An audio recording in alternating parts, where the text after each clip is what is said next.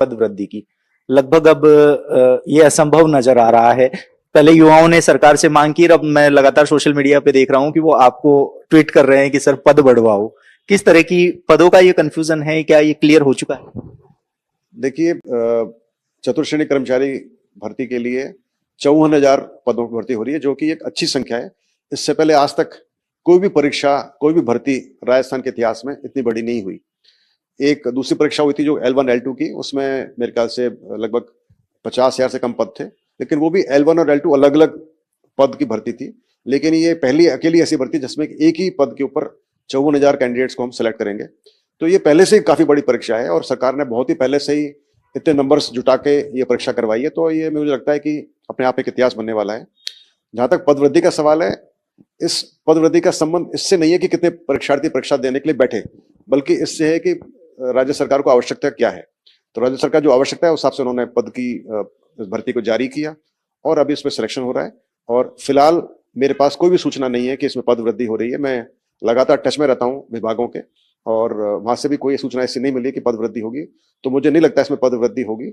और 54,000 पद अच्छे होते हैं। यस, यदि बढ़ने की संभावना होती तो सरकार बढ़ाती। हम काफी टाइम से सरकार के विभागों के टच में रहते हैं और उनको बताते रहते हैं कि कब इसका रिजल्ट निकलने वाला है, और रिजल्ट निकलने के बाद पद वृद्धि संभव नहीं है, इस बात का सभी को मालूम है। लेकिन मैं समझता हूं कि अभी इसमें और कोई स्कोप नहीं रहा होगा, इसी वजह से किसी विभाग ने पद बढ़ाने के बारे में मैं शायद ट्वीट भी कर चुका हूं कि चतुर्श्रेणी परीक्षा के अंदर 6 पारियों परीक्षा हुई थी और हर पारी में 120 प्रश्न थे। तो उसमें ना के बराबर डिलीट हुए हैं, यानी कि लगभग के 10 क्वेश्चन 6 पारियों को मिलाकर डिलीट, और एक आध क्वेश्चन का, 2 क्वेश्चन का बदलाव हुआ है। तो बहुत ज्यादा तब्दीली नहीं है। हर पेपर में एक दो या 2-3 सवाल का डिलीट या बदलाव होने का है। और यस, इसका रिजल्ट हमारा 15 जनवरी को निकालने का प्रयास है और मुझे उम्मीद है कि हम निकाल पाएंगे। बस सिर्फ एक ही इशू था कि चूंकि उस समय पर रीट परीक्षा के लोग एडमिट कार्ड डाउनलोड कर रहे होंगे, तो हम चाहते नहीं कि उसमें वो डिस्टर्ब हो।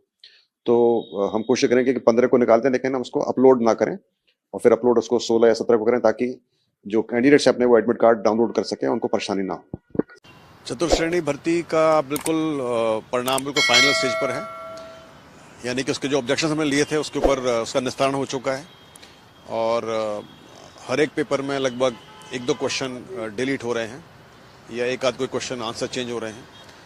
और अब इसके बाद में नॉर्मलाइजेशन की प्रक्रिया होगी और उसके बाद रिजल्ट होगा।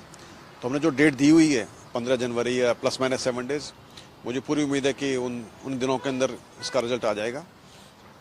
यदि कोई पदवृद्धि होने की संभावना होगी, मतलब पोस्ट इंक्रीज की, तो फिर शायद थोड़ा बहुत डिले हो सकता है, लेकिन अभी तक हमारे पास कोई सूचना नहीं आई है कि इसमें पद वृद्धि हो रही है।